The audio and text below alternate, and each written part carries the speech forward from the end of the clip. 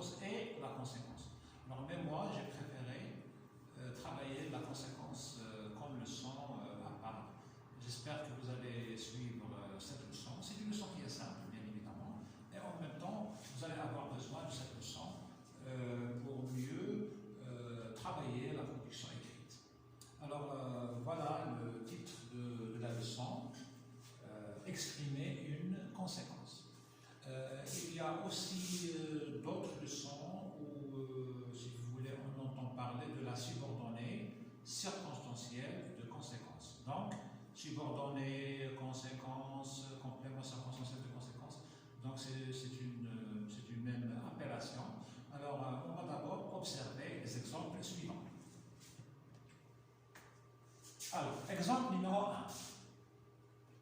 J'observe les phrases suivantes. Exemple numéro 1. Mehdi travaille bien en classe. Il a toujours de bonnes notes. Regardez bien cette phrase. Phrase numéro 2. Shaima est gentille. Elle rend service à tout le monde. Donc, alors, quelle est la première remarque que nous allons faire? Nous allons savoir que les deux phrases se composent de deux parties. Mehdi travaille bien en classe. Il a toujours de bonnes notes. Donc, nous allons parler de la principale et de la subordonnée. Shaima est gentille.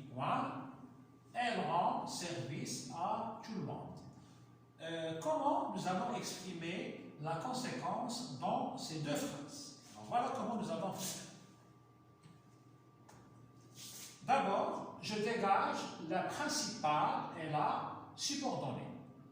Alors, comme vous l'avez remarqué, la principale de la phrase numéro 1, c'est Mehdi travaille bien en classe. Je vais faire un petit rappel très rapide. Qu'est-ce qu'une phrase principale? Alors, une phrase principale, tout simplement, est une phrase qui a un sens à part, c'est-à-dire qu'elle peut être employée toute seule. Une subordonnée ne peut pas être employée toute seule. Elle est toujours, si vous voulez, placée après la principale, c'est-à-dire une subordonnée dépend toujours d'une principale. Si on n'a pas une principale, on ne peut pas comprendre la subordonnée. La principale de la phrase numéro 1, c'est ça. Mehdi travaille bien en classe. Mehdi travaille bien en classe. Voilà la phrase principale. La principale de la phrase numéro 2, c'est Shaima est gentille. Shaima est gentille. Vous avez remarqué avec moi que les deux phrases sont correctes dans leur sens. Je dégage la subordonnée. A. Il a toujours de bonnes notes. B. Elle rend service à tout le monde. Alors vous allez me dire, il a toujours de bonnes notes, c'est une phrase qui est correcte. C'est vrai. Mais quand on emploie un coordonnant ou bien un subordonnant de la conséquence, ou bien de la cause, ou bien de n'importe quelle leçon, elle n'aura pas de sens. Vous allez voir ce que je viens de dire. Alors, regardez bien les deux subordonnés. Relions maintenant les deux phrases par une expression de conséquence. Voilà ce que nous allons obtenir. Phrase numéro 1. Mehdi travaille bien, donc il a toujours de bonnes notes.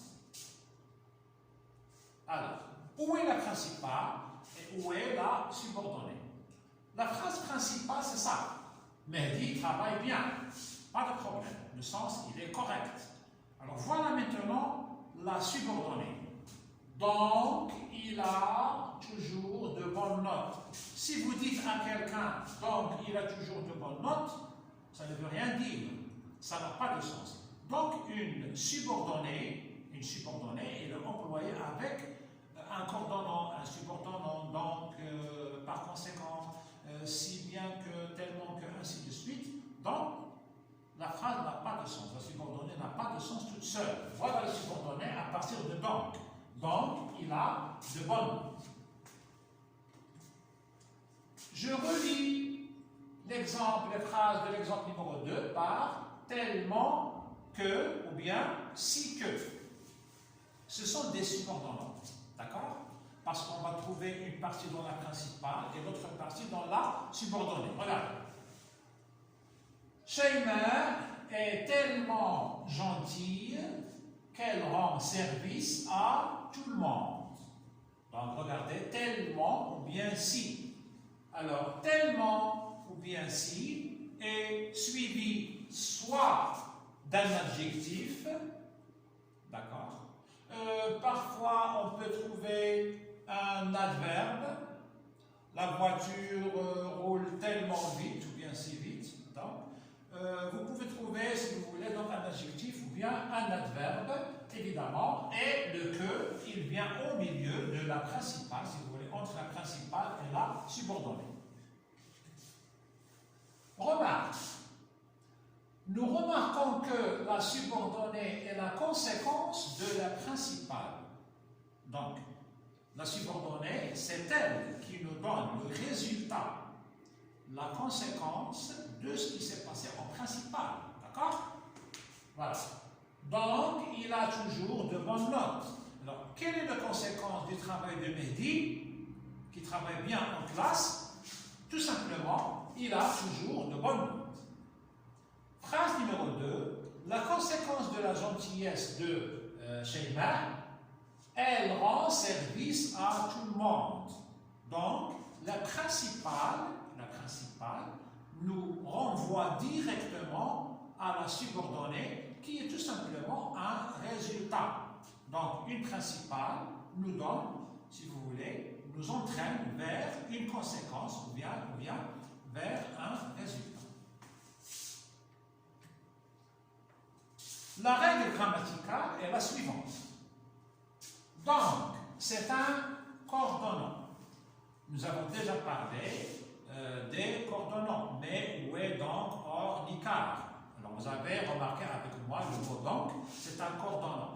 Un coordonnant, tout simplement, c'est un mot qui relie entre deux propositions, qui relie entre deux phrases. Tout simplement. Coordonner, c'est relier. Donc, c'est un coordonnant. Et vous avez remarqué que le mot donc, il est employé au milieu, c'est-à-dire entre la principale et la subordonnée. Mais il fait partie de la subordonnée. Par conséquent, c'est une locution. Une locution est composée de deux ou de plus de deux mots. Alors là, nous avons par et nous avons le mot conséquence. C'est pour cela qu'on a parlé d'une locution.